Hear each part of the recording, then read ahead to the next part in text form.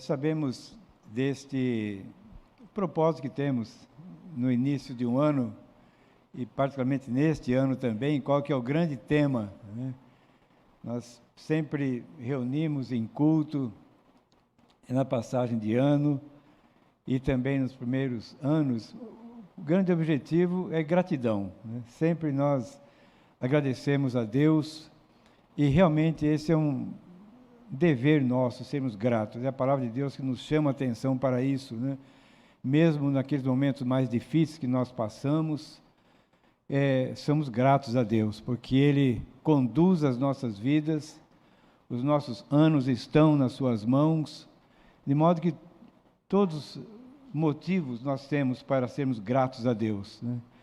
Agora, eu queria acrescentar neste domingo, neste ano que estamos iniciando, o primeiro dia do ano, é claro que a gratidão deve ocupar um espaço fundamental em nossas vidas, né?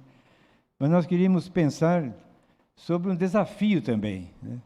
Então nós agradecemos, mas temos um desafio para este ano, e gostaria que nós estivéssemos pensando sobre isso, num desafio para cada um de nós, né? E nós queremos ler um texto na Palavra de Deus, no livro de Judas, né?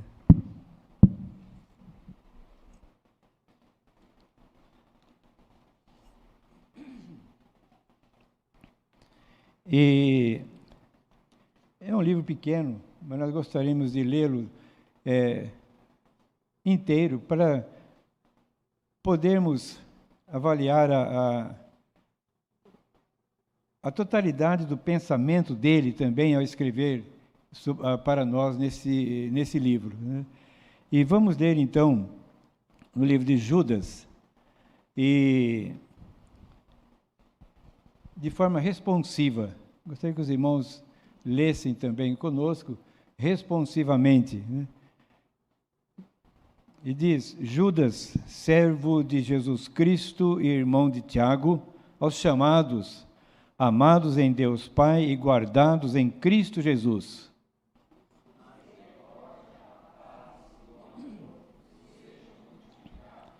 Amados, quando eu empregava toda a diligência em escrever-vos acerca da nossa comum salvação, foi que me senti obrigado a corresponder-me convosco, exortando-vos a batalhardes diligentemente pela fé que uma vez por todas foi entregue aos santos.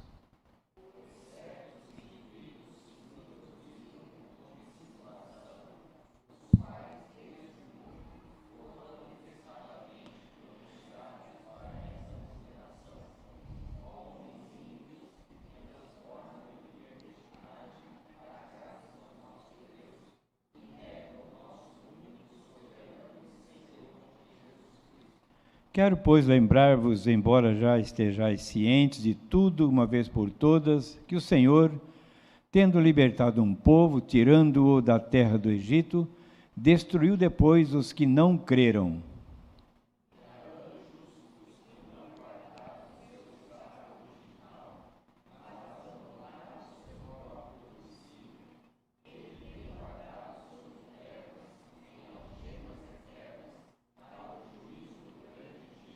Como Sodoma e Gomorra e as cidades circunvizinhas, que, havendo-se entregue à prostituição como aqueles, seguindo após outra carne, são postas para exemplo do fogo eterno, sofrendo punição.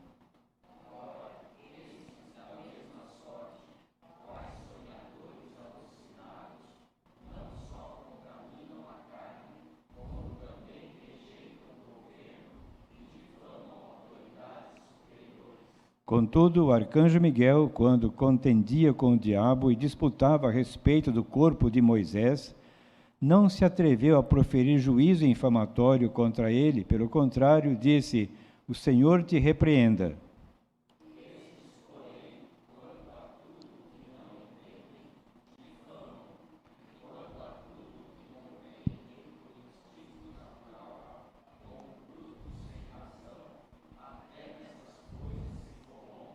Ai deles, porque prosseguiram pelo caminho de Caim, e, movidos de ganância, se precipitaram no erro de Balaão e pereceram na revolta de Corá.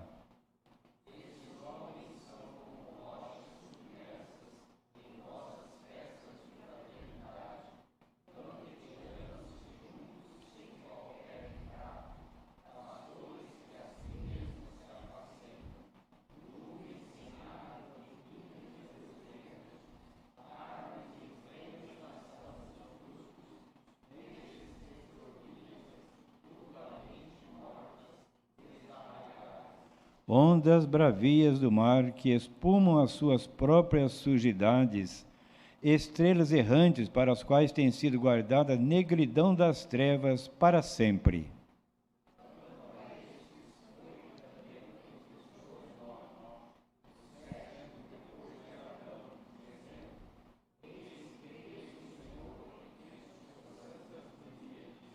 Para exercer juízo contra todos e para fazer convictos todos os ímpios acerca de todas as obras ímpias que impiamente praticaram e acerca de todas as palavras insolentes que ímpios pecadores proferiram contra ele.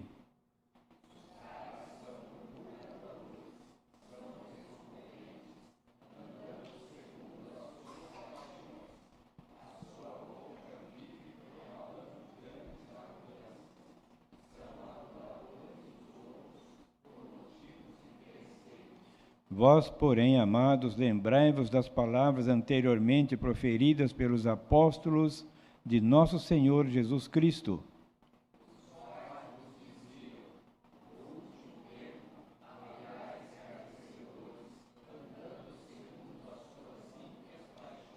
São estes os que promovem divisões sensuais que não têm o Espírito.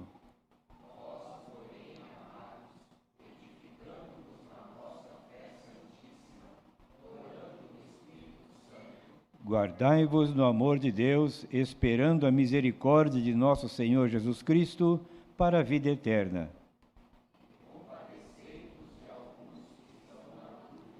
Salvai-os arrebatando-os do fogo. Quanto a outros, sede também compassivos em temor, detestando até a roupa contaminada pela carne.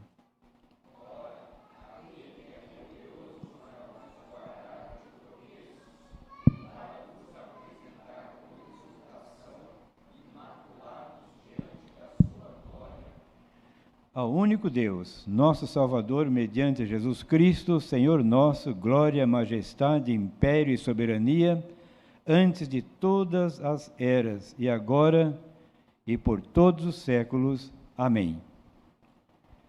Então, dentro deste desafio que nós queríamos propor também a todos nós neste ano, é o que Judas nos fala e nos mostra aqui com muita clareza também, ou seja, é a defesa da nossa fé.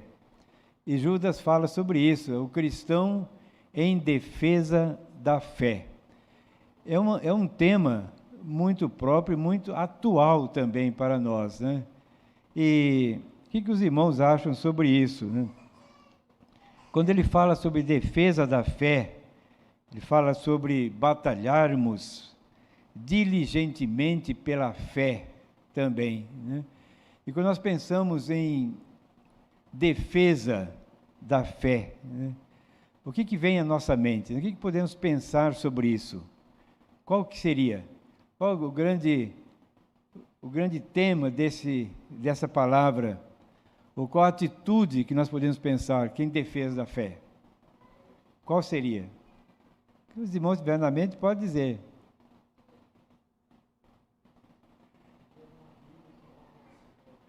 Viver uma vida que honre ao Senhor, né?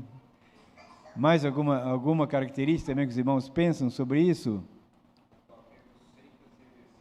Combatendo seitas e heresias. Realmente, esse é um aspecto que ele foca aqui, com muita clareza também, né? Mais algum aspecto que vem na mente dos irmãos? Defesa da fé, né? Realmente é um tema que para nós diz muito, né? E realmente para aqueles que têm essa convicção da salvação, da presença de Deus dirigindo as nossas vidas, né? O Sr. Salvo estava dando esse exemplo de um garoto, né? Eu lembrei do meu pai. Meu pai, lá há várias décadas atrás, né? E ele estava lá, não estava preocupado com a sua vida profissional ainda, mas ele morava perto da cidade de Lavras, Minas Gerais, mas estava numa cidadezinha próxima, onde um missionário estava lá pregando, e ele, como era muito tímido, ele não conseguia fazer nada em público, muito menos orar também, né? Ele sentava no último banco e antes de ele falar amém, já escapava, né? Antes do amém, já estava na rua, né? Mas Deus apareceu para ele naquela noite, veio de uma visão mesmo, né? Falou assim: olha, você vai ser um pregador da palavra, ser um ministro. Ele falou: de maneira nenhuma. Ele conversando, ele mesmo dizendo: eu não sei, você sabe que eu não sei falar, eu tenho muita vergonha. Vai, porque quem está mandando sou eu, né? Ele falou assim: você sai agora, quando terminar o culto, e conversa com esse pastor, né? Bom, aí terminou o culto, e era um trem que ligava aquela cidade, que não me lembro o nome agora, até Lavras. E o pastor saía correndo, porque terminava o culto, e pegava aquele trem e ia embora. Ele saiu na frente de todo mundo e foi lá na estação, esperando o pastor, né? E ele veio conversando com muita gente, mas ele conseguiu conversar e falou o que ele pretendia. Ele falou assim: essa semana vai lá em Lavras, nós vamos conversar, né? O fato é que aí desenvolveu todo aquele processo, e ele em atenção ao chamado do Senhor, né? E realmente, depois ele esteve envolvido até o final da sua vida na obra missionária também, né? Mas eu me lembrei apenas que está muito ligado à família mesmo, né? Realmente o cristão é chamado, né? E nós todos somos chamados para isso aqui. Judas está falando com uma certa dureza de linguagem também, né? Mas ele revela a preocupação de Judas, né? Com todos os crentes. Está claro que Judas não se refere a um perigo que meramente havia começado a danificar a igreja, né? Mas havia aqui uma exortação muito preciosa mesmo, pois eram pessoas que se denominavam cristãs, né? Então, aqui nesse versículo 1, ele diz: Judas, servo de Jesus Cristo, irmão de Tiago, aos chamados, amados em Deus Pai, guardados em Jesus Cristo. Ele está falando aos irmãos mesmo, né? Então, isso é uma situação que ocorre também no nosso tempo, né? E eram os irmãos, e há o perigo de transformarmos a igreja visível em um fim em si mesma, né? Aqui nós não sentimos tanto isso. A igreja tem sempre esse empenho de chamar pessoas para a comunhão, para que possam entender a palavra e realmente passar pelo processo de conversão, né? Mas ocorre o risco de se tornar num conjunto social somente, né? E nós tivemos a oportunidade de trabalhar em Portugal, e lá as igrejas eram assim, né? Elas fechavam, elas tinham 2 portas por causa do inverno também, né? O frio que era muito grande, tinha uma porta, depois uma segunda porta ainda, né? Então, para uma pessoa visitante abrir 2 portas para entrar na igreja, os irmãos podem calcular a dificuldade que isso seria. Mas não é só isso, eles também se tornaram num grupo social, né? E ontem estivemos comentando em nossa família também sobre isso. Veio uma família de Angola, eles eram altos funcionários do governo lá dentro de Lisboa, e nós recebemos com muita alegria, porque eram o casal e uns filhos moços também, que eles participavam dos esportes lá de Portugal, mas depois de pouco tempo eles vieram falar comigo: pastor, olha, nós não temos condições de continuar aqui. Falei: por quê? A igreja não nos quer, eles não nos recebem, né? Nós somos deixados totalmente de lado, nós sentimos inteiramente por fora de toda qualquer comunhão com a igreja. Então nós vamos procurar uma outra igreja, né? Quer dizer, isso foi uma dor muito grande no coração nosso, especialmente, porque qual é a função da igreja, né? Por que nós nos reunimos? Qual o chamado do Senhor, né? Mas é uma coisa que acontece, né? Então, Judas está demonstrando também essa preocupação, né? Que nós tenhamos sempre uma visão, um olhar para fora, né? E a fé cristã deve ser defendida, né?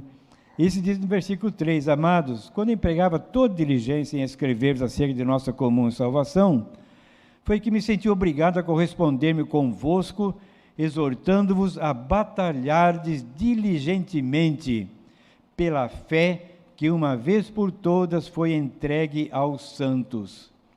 É uma fé que foi entregue a nós e somos chamados a batalharmos por ela também, né? Vamos ver então, os irmãos, em 1 Pedro 2, 9 e 10. Vamos fazer também um concurso de encontrar rápido. Quem achar primeiro, lê, por favor, bem alto.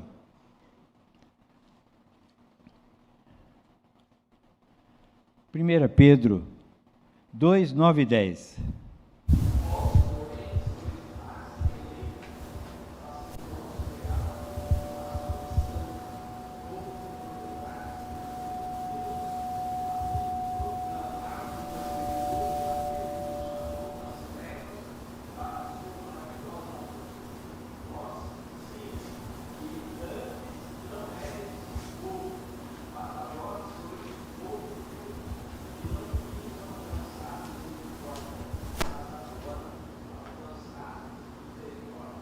É um chamado de Pedro. Vamos ver vários textos do apóstolo Pedro também sobre isso, mas um outro texto em 1 João, logo em seguida, à frente do capítulo 4, verso 9. 1 João 4, 9.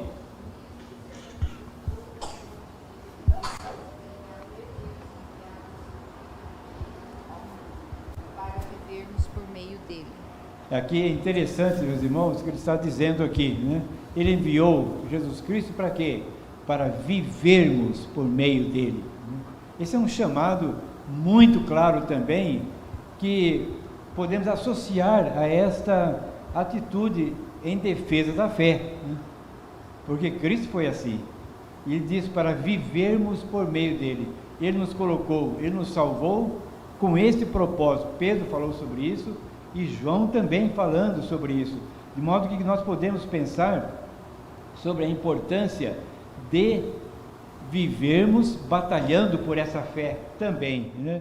Então Judas foi um defensor da fé, realmente, né? Ele se identifica como irmão de Tiago, aqui nesse versículo 1 que nós lemos, né? E escreve essa carta em um grego também de elevado nível literário. Ele tinha um estudo muito avançado também da língua, provavelmente lá pelos anos 70 e 75, e entre os judeus radicados fora da Palestina. Então por isso que ele se preocupou tanto com o grego também, né? Embora ele não fosse a língua materna. É interessante que Tiago também dominava a língua grega com uma maestria incomum também. Segundo os historiadores, Tiago também tinha uma grande... ele estudava e tinha um conhecimento muito amplo. E também escreveu, sobretudo, aos cristãos de origem judaica, fora de Jerusalém. E Paulo se refere a ele como irmão do Senhor, né? Tiago. Então, Judas, irmão de Tiago, Tiago, irmão do Senhor. Vamos ver em Gálatas. Quem achar, por favor, Gálatas 1,19.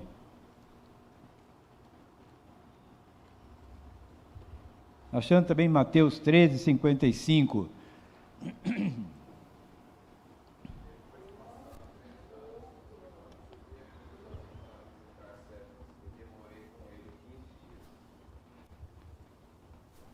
Você leu? Eu que não ouvi direito. Gálatas. Gálatas 1,19, é isso mesmo, né? Não, mas não via nenhum outro dos apóstolos, senão a Tiago, irmão do Senhor. Exato, é que Paulo falando sobre Tiago, muito obrigado. E Mateus 13:55.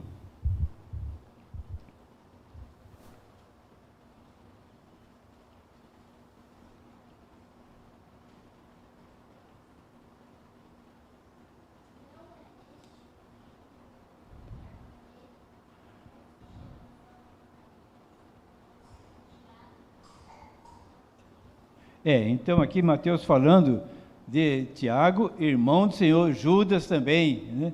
Então, Judas, irmão de Tiago, irmão do Senhor também, né? E interessante a característica que os dois mantêm também, né, de testemunho do Senhor Jesus Cristo. Geralmente, a gente não tem uma tendência muito forte de valorizar um irmão, né? Irmão da carne, mas aqui esses irmãos valorizaram totalmente, reconheceram realmente quem era o Senhor Jesus, né? E isso dá um valor muito grande também àquilo que eles escreveram, né, como autoridades realmente, né?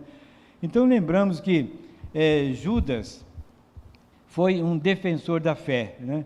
Há pouco tempo nós estivemos lendo também de um irmão cristão falecido e que se dizia sobre ele foi um defensor da fé, né? É uma bênção isso, quando nós podemos pensar. Talvez os irmãos pensem já em alguém, né? Alguém que já é falecido, mas manteve esse testemunho. Foi um defensor da fé, realmente, né? Nós temos muitos exemplos assim, parecidos com isso também, né? De modo que, quando nós podemos pensar, aqui nesse versículo 12 também de Judas, voltando lá para Judas, né? Esses homens são como rochas submersas em vossas festas de fraternidade, banqueteando-se juntos, sem qualquer recato, pastores que a si mesmos se apacentam, nuvens sem água impelidas pelos ventos, árvores em plena estação dos frutos, destes desprovidas, duplamente mortas, desarraigadas também, né? Então encontramos aqui o apóstolo falando, o Judas falando sobre essas pessoas, né? Então a fé cristã deve ser defendida, ela deve ser propagada também, né? Então, por que o Senhor nos entregou esta fé, né? Então, um texto que geralmente a igreja sabe de cor, né? Rogo-vos, pois, irmãos, pelas misericórdias de Deus, onde está? Romanos, capítulo 12, né? Rogo-vos, pois, irmãos, pelas misericórdias de Deus, que apresenteis os vossos corpos por sacrifício vivo, santo, agradável a Deus, que é o vosso culto racional, e não vos conformeis com este século, não tomais a forma do mundo, mas transformai-vos pela renovação da vossa mente, para que experimenteis qual seja a boa, agradável e perfeita vontade de Deus, né? Então Paulo falando também sobre esse tema. Então a fé, é interessante que a fé cristã, ela se manifesta aonde? Dentro da igreja, é preservada pela igreja e é compreendida dentro da igreja. A fé cristã é dentro da igreja.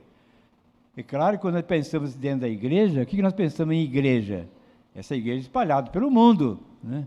Então, aqueles que são chamados à comunhão, à igreja do Senhor Jesus Cristo, são a igreja de Jesus Cristo. Aquele que se converte ao Senhor é a igreja de Jesus Cristo. Por isso que nós podemos falar que a fé cristã se manifesta dentro da igreja. Ele não vai manifestar essa fé salvadora em pessoa não crente, por exemplo. Não é. Então ela se manifesta dentro da igreja e é preservada pela igreja também. Esse é um assunto importante que Judas está tratando disso, né? É preservada pela igreja e é compreendida também pela igreja. Somente a igreja que compreende a estrutura dessa fé, o alcance dessa fé também. Somente a igreja, ou seja, o povo de Deus, né? Somente eles é que podem realmente falar sobre essa fé e explicar sobre essa fé. Judas estava preocupado com essa situação, como nós vimos aí nesse verso 16 também, né? Os tais são murmuradores, são descontentes, andando segundo as suas paixões, a sua boca vive propalando grandes arrogâncias, são aduladores dos outros por motivos interesseiros, né? Então Judas estava preocupado com isso, né? Voltando um pouquinho para Pedro, no 2 Pedro, capítulo 2, 1 e 2. 2 Pedro 2, 1 e 2. Pode achar, irmão, e leia, por favor.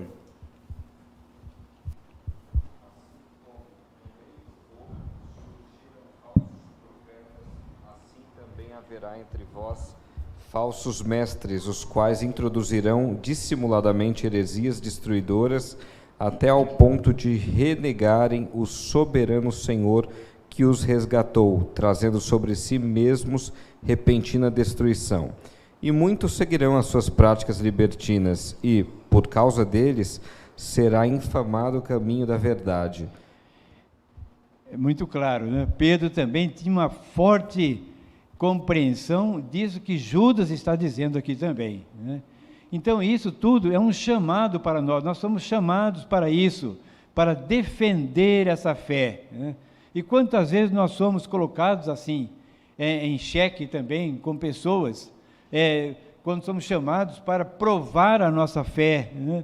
Então, essa situação o apóstolo Paulo também condena, lá em 1 Coríntios 11, os irmãos, um texto conhecido, que ele fala daqueles irmãos que se reuniam, né? Depois ele fala da Santa Ceia também, desse capítulo 11, verso 23 em diante, mas ele fala das festas de fraternidade, ou seja, dentro do povo de Deus, e havia até, ele diz lá nesse texto de 1 Coríntios 11, até alguns que se embriagavam, até isso, dentro do povo de Deus, né? Então, é um chamado que ele fala para a pureza da fé, né? E também ninguém poderá jamais saber o que é ou pensar numa comunhão cristã, se dentro da igreja permanece um grupo fechado e sem procurar uma comunhão uns com os outros também, um círculo mais amplo, sem pensar somente naqueles que nos agradam. E Judas continua dizendo aí nesse verso 12 também, né, que são como rochas submersas, festas de fraternidade, banqueteando-se sem qualquer recato também, né? Então, ele fala duramente, e é um chamado isso para nós, no nosso tempo de hoje. Nunca pensamos que isso não existe na igreja de hoje, né? São características que podemos ver isso, e eu particularmente já vi em muitas das nossas igrejas, aqui mesmo no nosso país, né? Não pensando só fora não, né? E como essa realidade que Judas está focalizando aqui também, né? Então ele continua dizendo que as pessoas a si mesmo se apacentam. Isso ele está dizendo aqui no verso 12, né? Ele está dizendo, eles a si mesmo se apacentam, ou seja, eles têm, para eles, eles são fechados em si mesmos e não passa disso, se apacentam através da amizade, através de qualquer outra circunstância, mas sem pensar numa comunhão, numa fé, e sem pensar numa defesa dessa fé, que foi deixada também para nós. Então eles mesmos se apacentam, então um fim entre eles mesmos e pronto, e acabou, né? De modo que isso não leva a nada, tudo isso nos leva realmente a unir-nos em defesa da fé, né? E quando nós, não sei se os irmãos já tiveram essa experiência, eu já tive, porque talvez como pastor, né? Quando a gente está em defesa da fé, nós somos deixados de lado até por irmãos da igreja, né? Até irmãos da igreja mesmo não nos recebem, eles são deixados de lado, né? E isso é algo que dói muito no coração, né? Dói porque a gente vê isso claramente, né? A gente é deixado de lado, por quê? Porque tem princípios, né? E sabemos que princípios não se negociam, né? Nós temos princípios fundamentais e esses princípios não devem ser negociados, né? Nós somos chamados para isso. Muitas vezes parece que nós estamos sós até parece isso, né? Quantas vezes acontece conosco isso, achando que estamos sós, que as pessoas, até pessoas chegadíssimas a gente, nos deixam por causa disso também, por causa desses princípios, né, que nós somos chamados, e esses princípios não são negociáveis, realmente, né? Então, quais são as características dessa fé, né? Então, lembramos, meus irmãos, aqui, que do sermão profético, né, do princípio das dores, o célebre capítulo 24 de Mateus. Vamos ver quem achar, por favor. e leia no versículo 12. Mateus 24, versículo 12.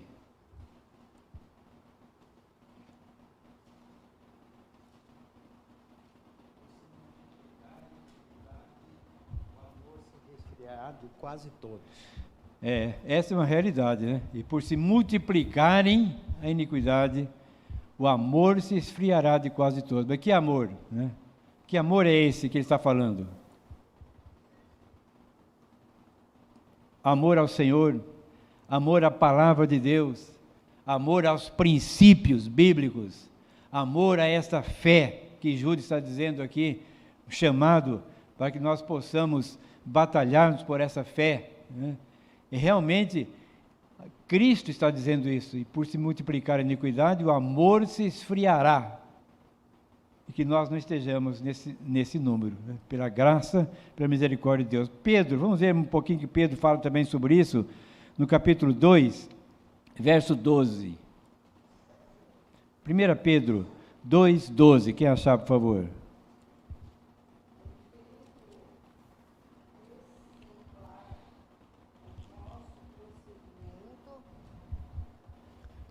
Mantendo exemplar o vosso procedimento no meio dos grandes, para que, naquilo que falam contra vós outros, como se de malfeitores, observando-vos em vossas boas obras, glorifiquem a Deus no dia da visitação. Veja o verso 19 também, irmã.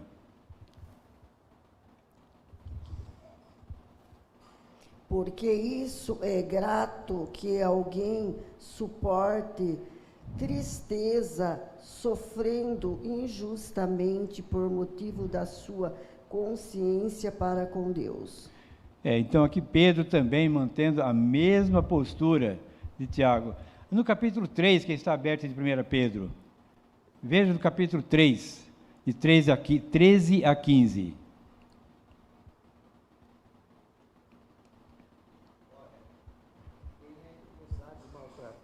Se fordes zelosos do que é bom, mas ainda que venhais a sofrer por causa da justiça, bem-aventurados sois. Não vos amedronteis, portanto, com as suas ameaças, nem fiqueis alarmados. Antes, santificai a Cristo como Senhor em vosso coração, estando sempre preparados para responder a todos aqueles que vos pedir razão da esperança que há em vós. Exato, muito obrigado. Então, aqui, nesse texto, no capítulo 4 também, vamos ver o que Pedro diz ainda. Vamos ver no capítulo 4, verso 12 a 14.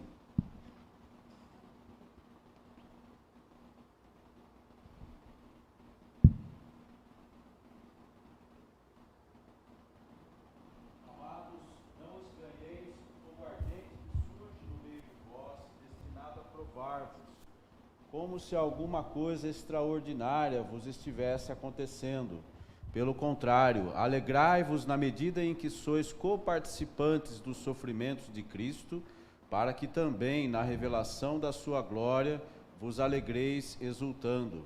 Se, pelo nome de Cristo, sois injuriados, bem-aventurados sois, porque sobre vós repousa o Espírito da glória e de Deus. Muito obrigado.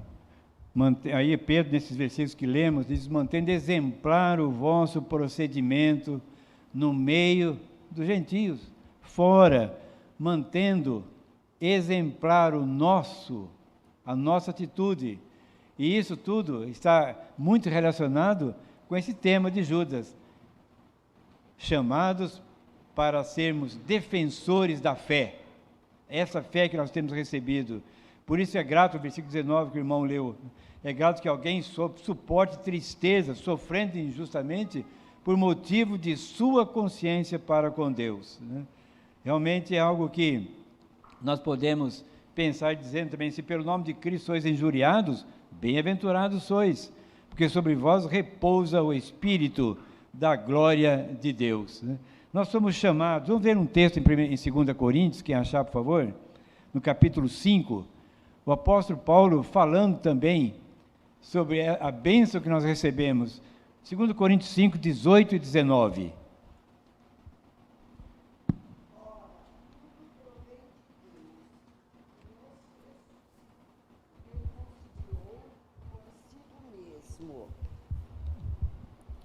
que nos... Fala de novo, esqueci.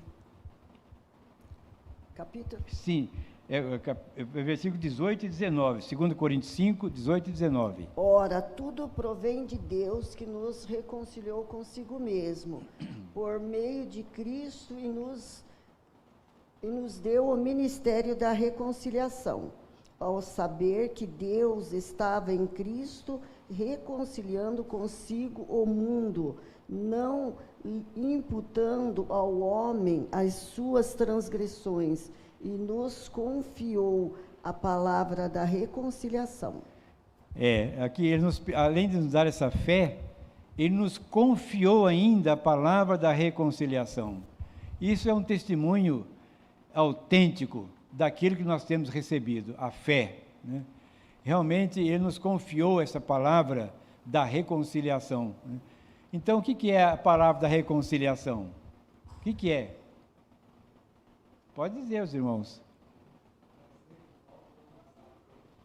Trazer de volta quem estava perdido, né? Reconciliando-se com Deus. E isso através da nossa palavra, do nosso testemunho, mantendo exemplar o nosso procedimento, como foi lido aqui agora há pouco também, né? Ou seja, nós temos algo que chama-se princípios que não são questionados, que nós não podemos trocar por nada, são princípios fundamentais. E esses princípios nós recebemos por essa maravilhosa graça do Senhor, né? Pois não, irmã?